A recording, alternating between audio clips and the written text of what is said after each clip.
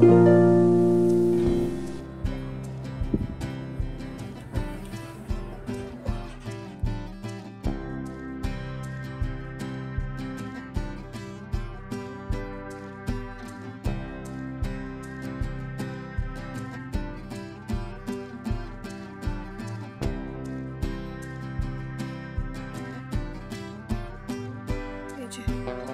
জানালাটা দিয়ে মোটামুটি সকালের দিকে বেশ ভালো রোদ আসে। এখন যদিও 10টা বাজে, রোদটা আস্তে আস্তে যাচ্ছে, বাট এই জায়গাটা দিয়ে বেশ ভালো আলো আসে। আর এই জায়গার সেট আপটা কালকে করেছি। এখানে পর্দা লাগিয়ে দিয়েছি। পর্দাটা অনেকটা লম্বা, তো আমি পিন মেরে মানে সেফটি পিন দিয়ে একটু মুড়ি ভেঙে দিয়েছি। তো দুটো সেফটি পিন কম ছিল, এই জায়গাটা এরকম লাগছে। এগুলো আজকে নিয়ে আসবো, এখানে ঠিক করে দেবো। আর ওইটা কিন্তু পুরোটা সেফটি পিন দিয়ে করেছি। আর এই যে দেখতে পাচ্ছ জানালার আর এই মানে যে রডটা, মানে কার্টেনের যে রডটা, এটা কিন্তু আমি লাগিয়েছি। এটা আমি কি করে লাগিয়েছি আমাকে পরে বলছি। তারও এটা পর্দাটা দেওয়ার কারণ হলো এই জায়গাটা আমাদের মোটামুটি একটা স্টোর রুম মতো। এই জায়গাটা এটা মোটামুটি একটা স্টোর রুম মতো, মানে অনেক জিনিস আছে যেগুলো আমরা খুলিই নি, তো সেইগুলো এখানে রাখা আছে। তো যেহেতু এর একদম লিভিং রুমের মধ্যেই এই জায়গাটা, তো দেখতে খুব একটা বাজে লাগছিল, এই কারণে আমি এই জায়গাটাকে পর্দা দিয়ে কভার করে দিয়েছি। এখানে যদিও লাইট টাইট আছে, একটা জানালাও আছে। তো এই যে আউটকামটা এরকম, মানে ঘরে ঢুকে আর এখন ওই জিনিসপত্রগুলো আর দেখা যাচ্ছে। সকাল সকাল করবো একটু চাউমিন। এই যে এখানে পেঁয়াজ, কাঁচা লঙ্কা, টমেটো সব কিছু আমি চপ করে নিয়েছি। আর পটল আলু দিয়ে মাছ রান্না করবো। পটল আর আলুটা এখানে ভেজে নিয়েছে। এদিকে চাউমিন আমার রেডি। এটা সস দেওয়া হলো বিক্রমবাবু, আমি সস খাই না, এই কারণে আমারটা সস ছাড়া। আর এদিকে আমাদের চা রেডি। এখানে পটল আলু ভাজা কমপ্লিট। Good morning everyone, welcome back to my channel. Last সানডেতে ব্লগ করেছিলাম, তারপরে আর টানা এক সপ্তাহ ব্লগ করা হয়নি। আজকে আবার ব্লগ করছি। লাস্ট সানডের ব্লগ এখনও এডিট করা হয়নি, এডিট করব, তারপর কখন ছাড়বো জানি না। অ্যাকচুয়ালি মাঝখানে একটা ইনসিডেন্ট হয়ে গেছিলো। মঙ্গলবার, মানে গত মঙ্গলবার আমার বড় জেঠু মারা গেছে। অফিস থেকে এসে রান্নাবান্না করে স্নান করে পুজোটা দিয়ে জাস্ট আমি এসছি। এসে দেখি রিম্পির miss call, Rimpi video call করেছিল, কিন্তু আমি যেহেতু কিচেনে ছিলাম আমি আর টের পাইনি। তো পরে ফোন করলাম, তখন জানতে পারলাম যে জেঠু মারা গেছে। তো এই কারণে সত্যি কথা মন টনটাও খুব বেশি ভালো ছিল না পুরো এক সপ্তাহ, আর ভিডিও টিডিও কিছু করা হয়নি। তো আজকে ঘড়িতে এখন বাজে 10:30। লাস্ট সানডেতে তোমরা ভিডিওতে দেখেছো যে দিদি সকাল সকাল চলে এসেছিলো 8:30টার মধ্যে, যে কারণে সব কাজ আমাদের কমপ্লিট হয়ে গেছিলো। আজকে প্রায় 9টা নাগাদ আমি উঠেছি ঘুম থেকে, তখন পর্যন্ত দিদি আসেনি। তারপরে উঠে এই যে চাটা করে ব্রেকফাস্ট বানিয়ে নিয়ে এলাম। আর মাছের ঝোল রান্না করব। মাছের জন্য মানে মাছটা ফ্রিজ থেকে বের করে রেখেছি, তার আগে আলু আর পটল এগুলো কেটে এসেছি। আর অবস্থা দেখো, এত গরম। গতকালকেও হয়তো খুব গরম ছিল, কিন্তু থ্যাঙ্কফুলি গতকালকে মানে আমাদের যে আগে যেরকম স্যাটারডেতেও ওয়ার্ক ফ্রম হোম থাকতো, তো গতকালকে থেকে এটা আবার কিছুদিনের জন্য শুরু হয়েছে। তো কালকে সারাদিন বাড়িতেই ছিলাম। আমার মনে হয় ঠান্ডা গরমে লেগেছে, খুব একটা সর্দি সর্দি লাগছে, নাকটা কীরকম একটা জানি লাগছে।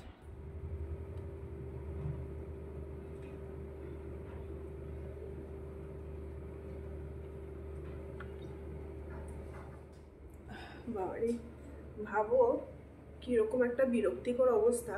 একে তো এত গরম, তার উপরে যদি সর্দি হয়, জ্বর হয়, কীরকম একটা বাজে অবস্থা। জ্বর এখনও হয়নি, কিন্তু আমার না নাকটা সে কালকে থেকে প্রচণ্ড কীরকম যেন একটা সর্দি সর্দি হলে যেরকম লাগে, একটু ভার ভার লাগছে। তো মাছের ঝোলটা রান্না হয়ে গেছে, যেহেতু পটল আলুটা ভেজেছিলাম আর মাছটাও বরফ ছেড়ে গেছে। মাছের ঝোলটা রান্না করে স্নান করে আমি পুজো দিয়ে এসেছি। এবার একটা স্পেশাল ডিশ বানাবো। স্পেশাল বলতে কাঁকরোলের পুর, যেটা এই বছরের প্রথমবার হবে, মানে এই সিজনে প্রথমবার। তো আমি বানাচ্ছি, এটা আমার শাশুড়ি মায়ের রেসিপি। তো অ্যাকচুয়ালি আমাদের বাড়িতে কাঁকরোলের যে পুরটা আমাদের বাড়িতে হয় একরকমভাবে, আর আমার শাশুড়ি মা বানায় আরেক রকমভাবে। মানে পুরটা যে কাঁকরোলের ভেতরে যে পুরটা দেওয়া হয়, সেটা বেসিক্যালি উনি খুব সুন্দরভাবে বানায়। তো ওই কারণে ওনার রেসিপিটাতেই আজকে ট্রাই করছি। খুব সুন্দর হয়, দারুণ হয়। তো টোটাল রেসিপিটা তোমাদের সঙ্গে অন্য কোনো একদিন আমি শেয়ার করব। আজকে জাস্ট আমি এখনও সব কিছু রেডি করে রেখেছি, এবার বানাবো। বাট ফুল রেসিপিটা অবশ্যই তোমাদের সঙ্গে একদিন শেয়ার করবো। এই যে এদিকে আমি দিয়ে দিয়েছি কড়াইতে তেল, এখানে বেসন আর সুজি মেখে রেখেছি। আর এটাতে জলটা একটু কম দিতে হবে, নাইলে মানে কাঁকরোলের গায়ে থেকে বেসনগুলো ছেড়ে যাবে, ওই কারণে এটা একটু গাঢ় বানাতে হবে। আর এই হলো পুর, যেটা খুব স্পেশালভাবে উনি বানায়। তো এটা অবশ্যই তোমাদের সঙ্গে একদিন শেয়ার করব। আর এই দুটো আমি রেডি করে রেখেছি, আর বাকি এগুলো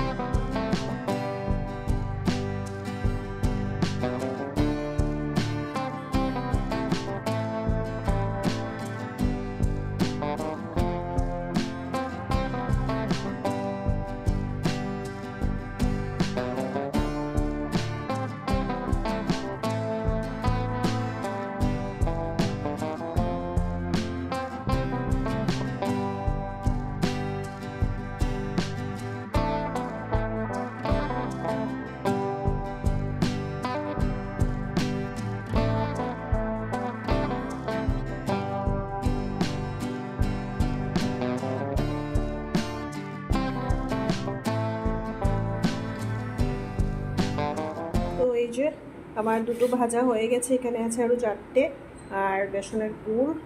এই যে দুটো ভাজা গেল আজকে আমাদের লাঞ্চ। ভাত, কাঁকরোলের পুর, যেটা শাশুড়ি মায়ের রেসিপি। এখানে অল্প একটু আলু ভাজা আছে, এখানে আছে আম ডাল, যেটা গরমের মধ্যে এটা ছাড়া আর কিছুই ভালো লাগে না। আর এই যে এখানে আছে পটল আর আলু দিয়ে কাতলা মাছের ঝোল। আর এইগুলো পাঁচফোড়ন আর মেথি, এগুলো ধুয়ে এখানে রেখেছিলাম শুকানো। তো এই যে পেছনের লাঞ্চ তো রেডি, দুটো ভাজা হয়ে গেছে। তো আস্তে আস্তে আমরা খাওয়াটা শুরু করি, মানে ও শুরু করবে। আর দুটো বসিয়েছি, আর বাকি দুটো রাত্রেবেলার জন্য এখন ভেজে রাখবো, রাত্রে খাওয়ার সময় জাস্ট একটু গরম করে নেব। তো অবশ্যই আমি এই রেসিপিটা তোমাদের সঙ্গে একদিন শেয়ার করব।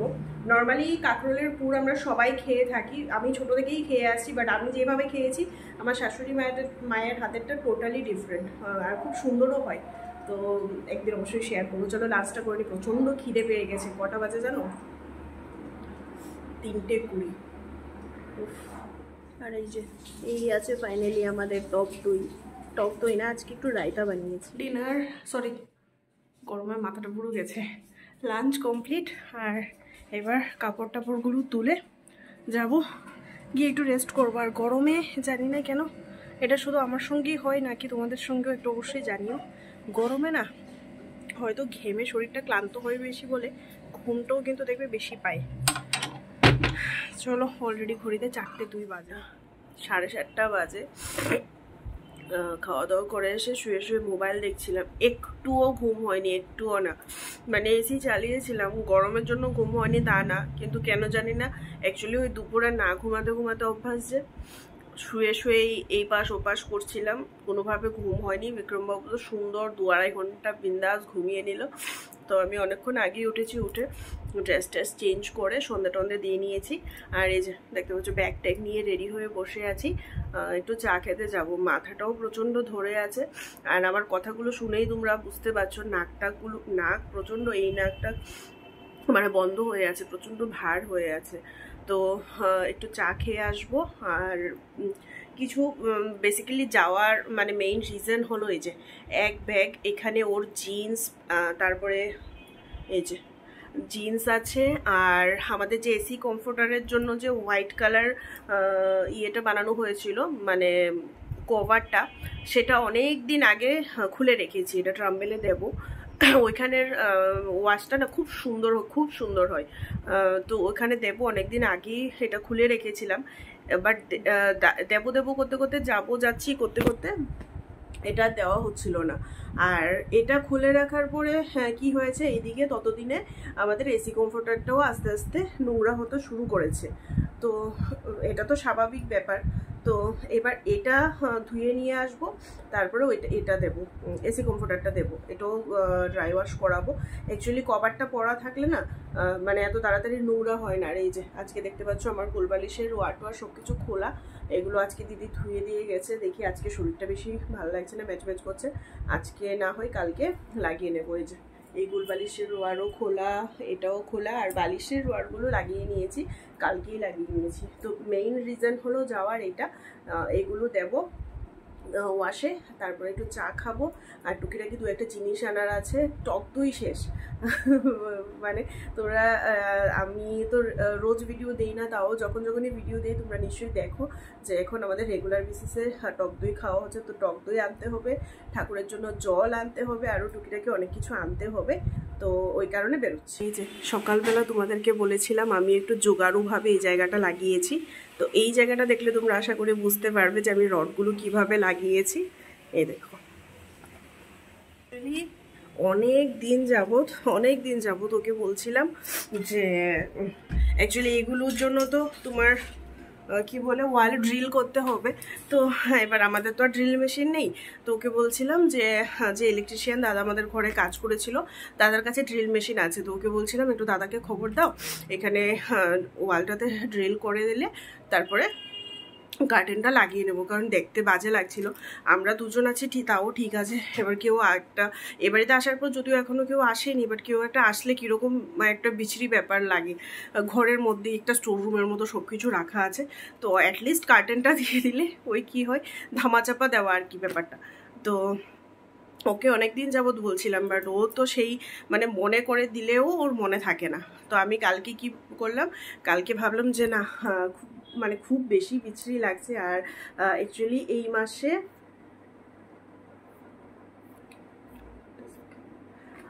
মাসে আবার দিদি ভাইয়েরাও আসার কথা আছে একদিনের জন্য। ওরা আগরতলা যাবে সামার ভ্যাকেশনের ছুটিতে। আমাদের আর আগরতলা এবার যাওয়া হবে না, কবে যাওয়া হবে সেটার কোনো ঠিক নেই, কারণ তোমাদেরকে বলেইছিলাম যে এইবার আমরা অন্য কিছু একটা প্ল্যান করছি, যে কারণে এবার বাড়ি যাওয়া হবে না মনে হয় এখন পর্যন্ত। তো চলো এক কথা থেকে আরেক কথার মধ্যে ঢুকে গেছি। তো দিদিভাই ওরাও আসবে, আর তাছাড়া কেউ আসলে দেখতে খুব একটা বাজে লাগে। তো আমি কালকে কি করেছি, এটা ছিল কাঠের তক্তাটার মধ্যে একটা লোহা মারা ছিল, আর ওই পাশে ওয়ালটাতে আমি নোড়া দিয়ে মেরে একটা লোহা কোনো রকম ভাবে ফিট করেছি। তারপরে এই যে রডগুলো হয় জানালায়, শোনো কালকে বলো তো আমি রডটা কি করে লাগিয়েছি।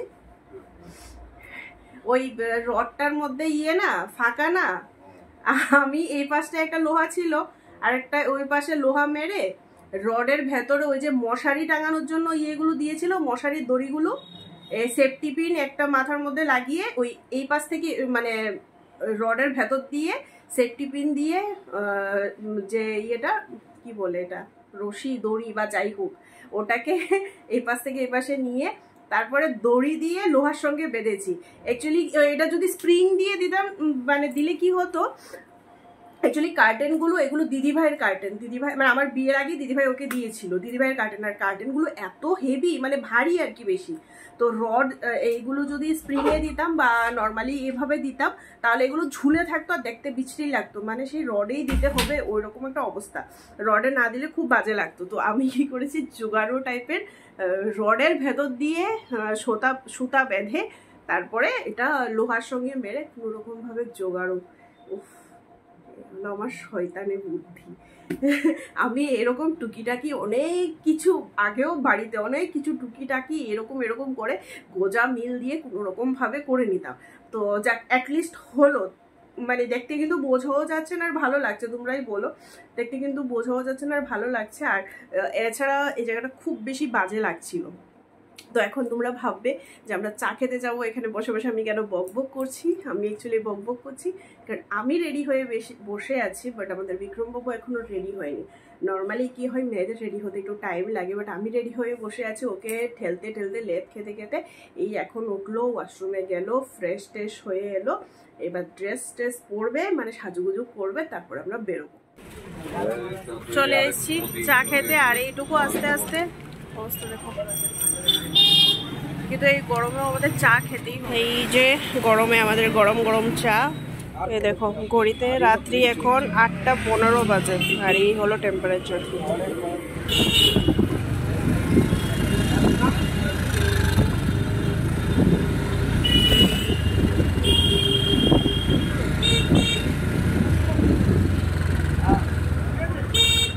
এই দেখো এসির দোকানে ভিড়।